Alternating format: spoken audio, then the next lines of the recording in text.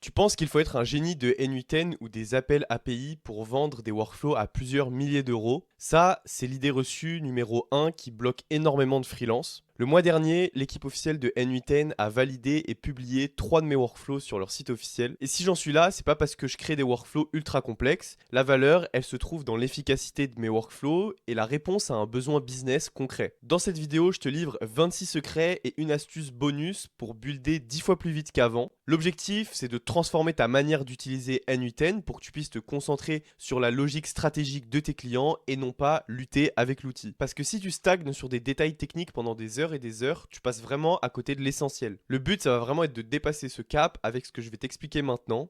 Donc dans un premier temps, je vais t'expliquer l'organisation et la gestion de l'historique dans N8N, donc une partie vraiment essentielle. Ensuite, je vais t'expliquer comment bien naviguer dans N8N pour mieux t'y retrouver, ainsi que tous les raccourcis rapides qui vont te faire gagner à peu près 1 heure par jour quand tu vas builder. Ensuite, je vais t'expliquer tous les secrets de production que j'ai utilisés pour pouvoir installer des workflows dans des entreprises qui tiennent la route. Dans la partie 4, je vais t'expliquer comment tu vas pouvoir gérer les erreurs et comment tu vas pouvoir traiter tes sous-workflows. Et dans la dernière partie, je vais t'expliquer comment tu vas pouvoir gérer tes agents IA et comment tu vas pouvoir manipuler ton data de manière intelligente pour avoir des agents IA qui agissent vraiment comme des membres de ton équipe. Et à la fin, je te montrerai un petit nœud bonus qui vient de sortir sur N8N et qui fait toujours plaisir. Ces 26 astuces, c'est vraiment ton kit de survie pour être crédible et rapide.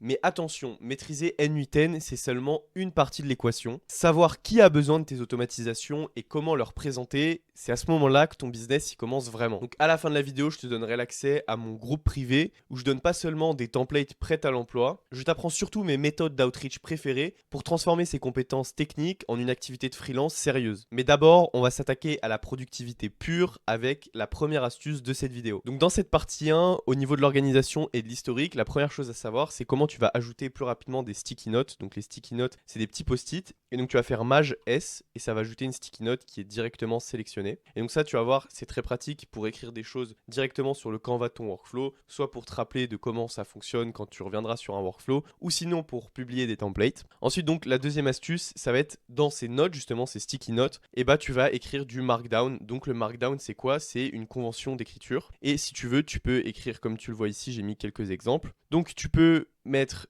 des titres en gros, tu peux mettre de l'italique, tu peux mettre à chaque fois ici des checklists, tu peux aussi mettre des liens et du gras. Et donc comme tu peux le voir, pour mettre un gros titre comme ici, ça va être un dièse. Ensuite, pour mettre des séparateurs, tu vas mettre 3 tirets à côté. Le gras, c'est 2 étoiles entre chaque titre. Pour créer des listes que tu peux cocher, c'est 2 crochets que tu vas mettre ensemble. Donc tu vas les mettre vides si tu veux pas qu'ils soient cochés.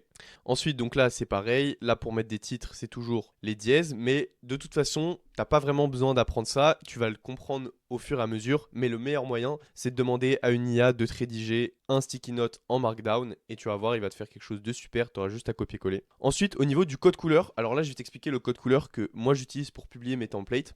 Donc, le code couleur pour publier les templates, il est très simple et c'est une convention que tous les builders N8N utilisent. Donc déjà, il y aura toujours une sticky note principale. Donc cette sticky note principale, elle va expliquer un peu à quoi ton workflow sert, comment tu peux l'utiliser, comment tu peux le customiser et qu'est-ce qui règle comme problème. Donc ça, c'est le plus gros sticky note de ton workflow. Donc par exemple, il va être complètement à gauche et il va être en dehors de tes nœuds. Donc ça, c'est pour le sticky note jaune. Ensuite, le sticky note gris. Donc si tu es dans le mode blanc, ça va être un sticky note très clair. Dans tous les cas, c'est celui qui est le plus à droite dans tes couleurs. Et donc ça, en fait, c'est les sticky notes qui vont parler de tes nœuds importants. Donc par exemple, si j'ai un agent IA, ici, je vais pouvoir mettre agent IA. Et là, je vais expliquer ce que fait mon agent IA, comment je peux le configurer, les tools qu'il utilise, etc.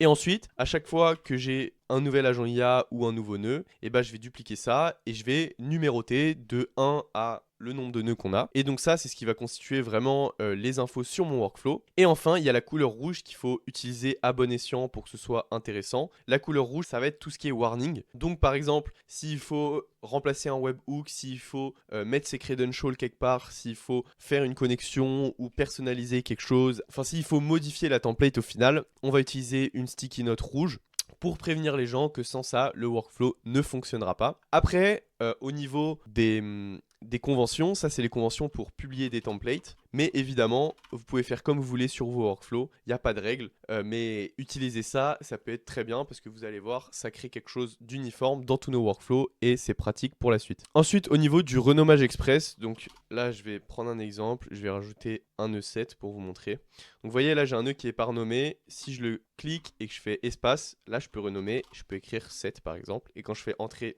ça le renomme. Donc comme ça, on peut renommer des nœuds très rapidement sans avoir besoin de cliquer ici, puis d'aller ici. On gagne à peu près 3-4 secondes, c'est nickel. Ensuite, au niveau de l'historique du workflow, donc ça se passe juste au-dessus. Vous voyez, vous avez la publication de votre workflow et juste à côté, vous avez une petite horloge. Vous allez ici et vous voyez, moi j'ai 45 versions ici. Et donc en fait, vous pouvez choisir la version que vous voulez en fonction de la date. Comme ça, si vous avez fait des changements qui sont pas bons ou que vous voulez complètement supprimer, vous pouvez faire ça. Et pour justement restaurer quelque chose comme ça, par exemple ici, si je vais à une version très lointaine, juste là, on sélectionne, on regarde et vous voyez, on peut restaurer, publier, cloner un nouveau workflow, comme ça on peut tester les deux à côté. Et on peut aussi le télécharger pour faire autre chose avec. Donc voilà, ça c'était au niveau de l'historique. Maintenant, au niveau de l'ajout rapide, donc ça va être très simple, vous allez utiliser Tab et vous voyez, il y a le menu qui s'ouvre et là vous pouvez ajouter votre workflow. Comme ça, vous n'avez pas besoin de chercher le plus juste en haut à droite. Pareil, ça vous fait gagner 3-4 secondes. Donc voilà, ça c'était pour la partie 1. Maintenant, on va passer directement à la partie 2. Alors là, au niveau du basculement rapide vers les expressions, donc imaginons que je suis dans ma requête HTTP juste ici. Et là, comme vous pouvez voir, je suis en fixé, donc ça veut dire que la valeur ne change pas en fonction de ce qui arrive dans ce nœud. Et je veux passer directement en expression, je vais appuyer sur le signe égal de mon clavier et vous voyez, ça passe direct en expression. Donc pareil, vu qu'on a tout le temps les mains sur le clavier, ça fait gagner peut-être une seconde et c'est intéressant. Donc maintenant, au niveau de l'épinglage des données, donc là, vous voyez, les données, elles sont déjà épinglées. Ça sert à quoi? Ça sert à utiliser le même data à chaque fois que le workflow tourne. Donc là, par exemple, vous voyez ici, le data, il est épinglé. Donc là, vous voyez, c'était exactement à ce moment-là dans ma semaine. Et donc, en fait, si je lance le nœud HTTP request, et bah, si vous voulez, le nœud schedule, il va jamais se relancer. Il va toujours utiliser ce data.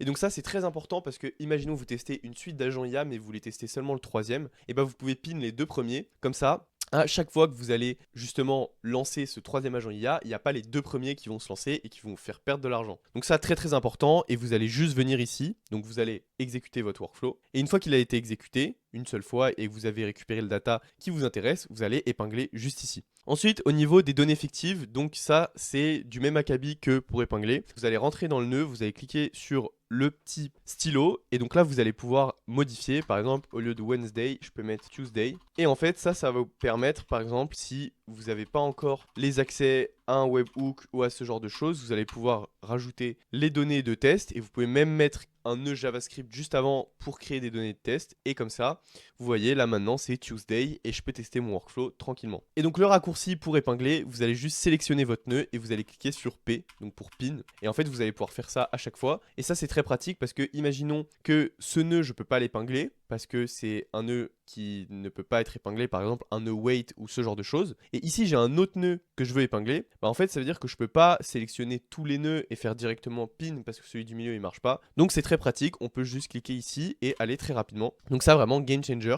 quand vous créez vos workflows. Ensuite au niveau de la navigation fluide entre les nœuds, donc ça c'est un petit détail, mais comme vous pouvez le voir quand vous êtes dans votre workflow, ici vous avez une petite pastille qui s'affiche et en fait vous pouvez naviguer entre tous vos nœuds hyper rapidement et comme ça vous pouvez switcher entre l'input et l'output et vous allez pouvoir savoir à chaque fois ce qui se passe dans chaque nœud, nœud après nœud.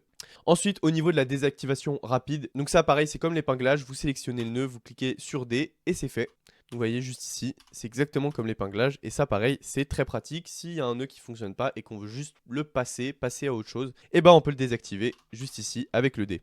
Ensuite au niveau de la suppression des attributions N8N, parce que la plupart des fois quand vous allez envoyer un message Slack, un message Telegram, un message Discord, des formulaires etc, il va y avoir marqué "This message was sent by an N8N workflow" et donc ce que vous allez devoir faire c'est directement aller dans les options, donc là par exemple j'ai utilisé un formulaire et dans les options vous allez cliquer sur Append N8N Attribution et vous allez le supprimer. Et donc là, automatiquement, votre message qui vient de N8N, il sera plus brandé N8N, il n'y aura plus de lien vers N8N. Donc pour des clients, ça fait plus professionnel. Ensuite, pour récupérer la date et l'heure actuelle, donc ce que vous allez faire, ici j'ai mis un nœud 7 pour vous expliquer. Donc ce que vous allez faire, c'est que vous allez faire une formule JavaScript. et cette formule, ça va être $now. Donc voilà, comme vous pouvez le voir, ici, on reçoit la date et juste ici, le temps. Donc c'est un format un peu particulier, mais pour les IA, pour les formules JavaScript, etc., c'est ce qu'il nous faut.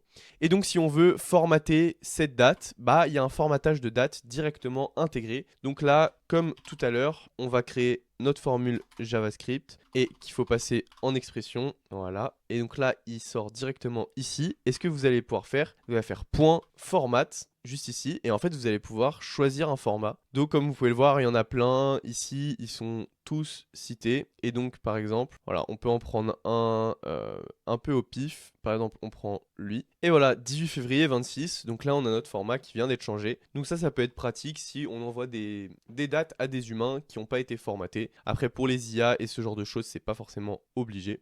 Ensuite, très important, la 16e astuce au niveau des coffres-forts numériques, donc des coffres-forts de mots de passe.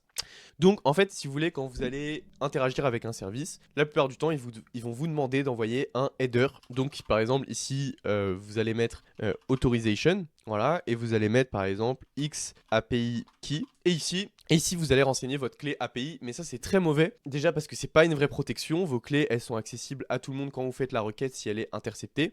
Et ensuite parce que si vous publiez vos workflows, que vous partagez votre workflow, que vous montrez votre workflow à un client, tout le monde peut récupérer votre clé API. Donc ce qu'il faut faire, c'est aller ici dans Authentication et créer une auth type, une générique auth type. Et donc là, vous voyez, il y en a plein. Il y a custom auth, bearer, basic, etc. Header. Donc dans notre cas, l'exemple que je vous ai montré, on utiliserait header.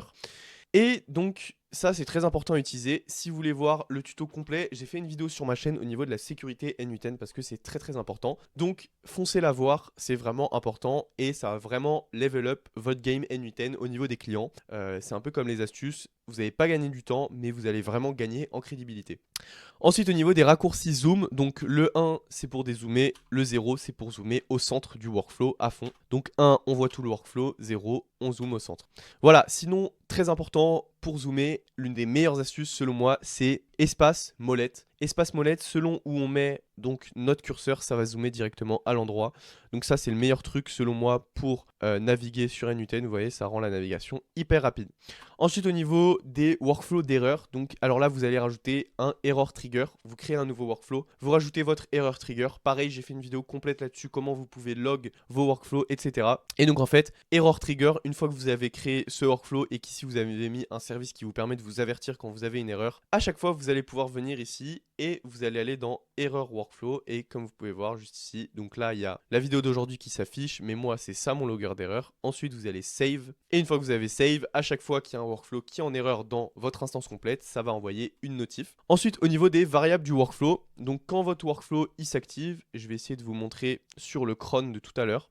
Donc si vous voulez, dans le cron, si là par exemple je viens après dans HTTP et que je viens dans schéma juste ici, et ben en fait il y a variable et contexte. Donc comme vous pouvez le voir, on a le nom du workflow, on a le mode, l'URL. Donc si vous voulez le resume URL, c'est l'URL, c'est un bouton qui va permettre de réactiver le workflow une fois que la génération a été finie. Il y a aussi l'ID du workflow qui peut être très intéressant. Par exemple, à chaque fois que vous faites une nouvelle exécution, et ben vous utilisez l'ID qui est un ID unique pour vous retrouver entre toutes les exécutions.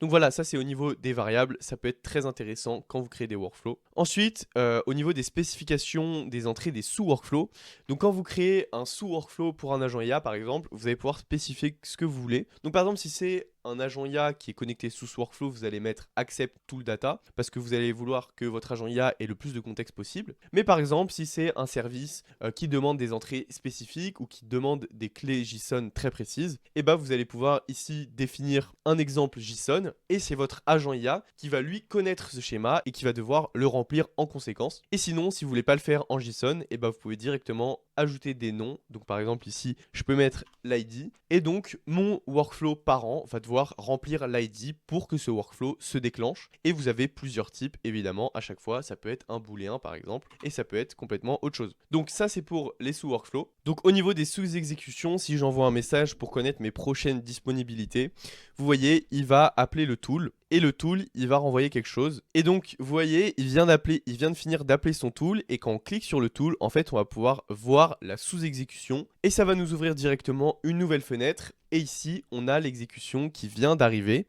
Et ça va nous permettre de voir ce qui s'est passé dans notre sous-workflow juste ici. Pour rester dans le même registre, au niveau des logs d'agents, pour savoir ce qui s'est passé dans vos agents, ce qu'il a fait, ce qu'il a appelé, ce qu'il a utilisé, est-ce qu'il a utilisé sa mémoire, est-ce qu'il a utilisé son tool de réflexion, etc. etc.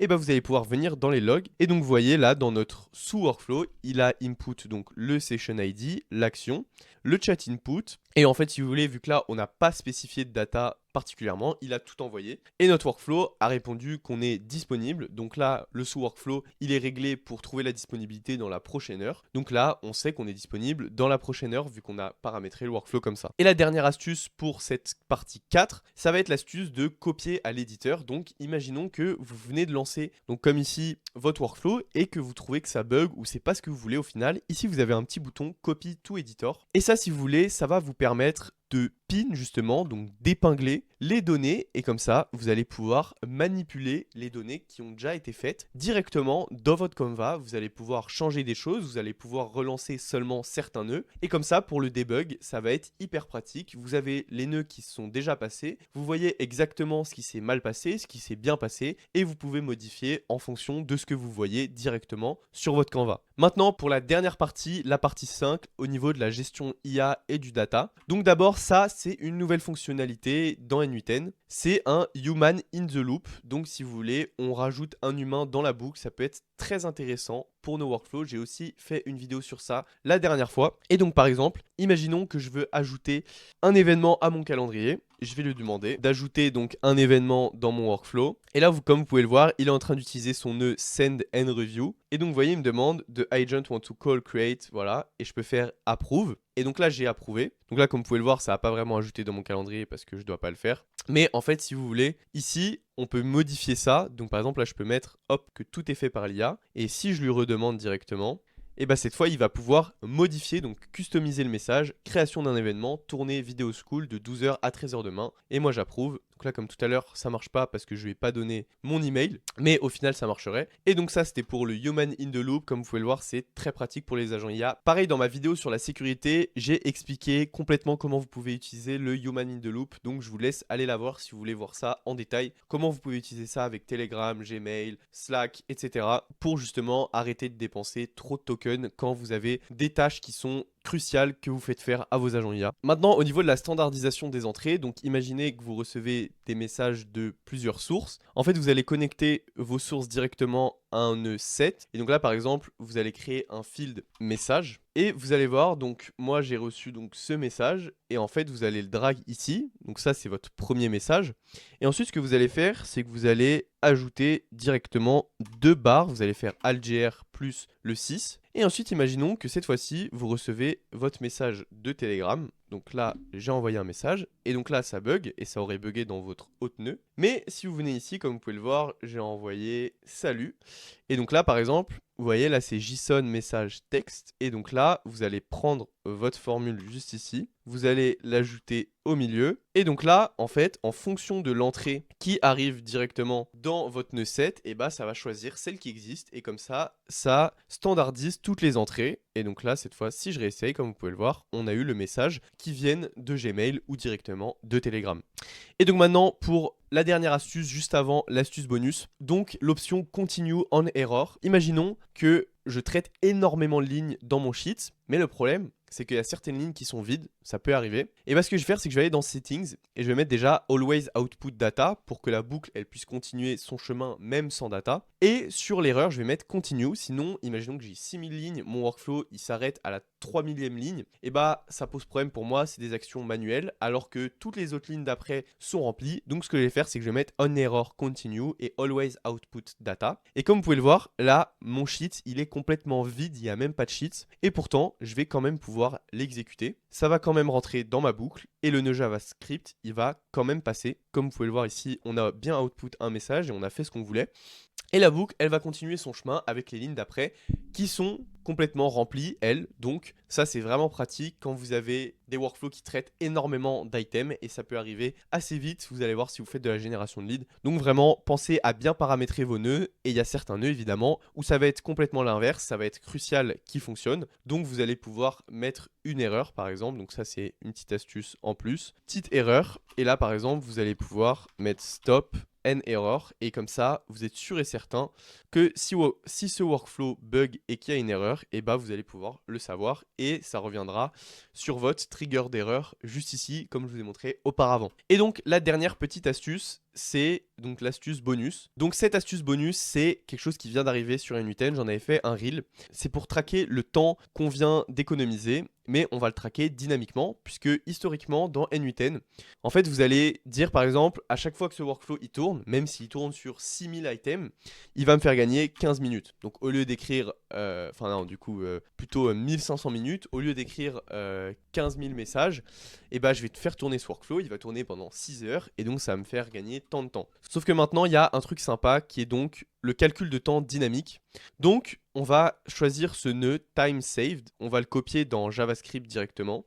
Et si vous voulez, vous allez pouvoir choisir directement dans votre nœud. Donc, imaginons qu'à chaque exécution, donc à chaque fois que mon workflow personnalise, fasse un output, passe dans ma boucle une seule fois, et bah ça va me faire gagner 1 minute. Et bah à chaque fois qu'il y a un tour de boucle qui est fait, ça va sauvegarder dans notre dashboard N8N où on sauvegarde tout notre temps, où on traque combien de temps on a gagné. Ça va mettre 1 minute. Donc pour ça, on met dynamique. Et en fait, on va save juste là. Et donc là, à chaque fois que ça va passer, ça va rajouter 1 minute à mon dashboard. Voilà. Et donc là, ça vient de rajouter 1 minute. Et si je continue à l'infini, ça va rajouter plus 1 minute, plus 1 minute, plus 1 minute, etc. Et donc ça peut être une touche sympa. Donc pour vos clients, en fait, vous pouvez expliquer que vous êtes hyper accurate sur la manière dont vous calculez votre temps gagné. Vous pouvez même voir avec eux combien de temps ça leur ferait gagner. Comme ça, à la fin du mois, vous avez une estimation hyper précise de ce que vous leur avez fait gagner en termes de temps. Et ça a vraiment de la valeur quand on vend des workflows N8N. Donc maintenant, petit récap au niveau des touches à retenir. Donc est égal, c'est le mode expression. P plus sélectionner un nœud ou D pour sélectionner un nœud, ça va être pin et désactiver. Ensuite, la touche espace, donc là il y a marqué F2 mais c'est espace. Quand vous cliquez et que vous faites espace directement, ça renomme le nœud. Ensuite, tab pour ajouter un nœud. Shift S directement pour ajouter une nouvelle sticky note. 1 pour zoom out, 0 pour zoom à 100%. Comme d'habitude, vous avez toutes les templates dispo dans le school et la règle d'or, c'est de jamais mettre ces clés API en dur exposées à tout le monde. Sinon, vous vous exposez à de grosses pertes d'argent et de gros risques. Vraiment, le faites pas. Et si vous voulez apprendre à vendre vos workflows, venez dans le school. C'est gratuit, on est en train de build la communauté. Et si vous avez apprécié la vidéo, n'hésitez pas à liker et à lâcher un abonnement. À la prochaine, ciao!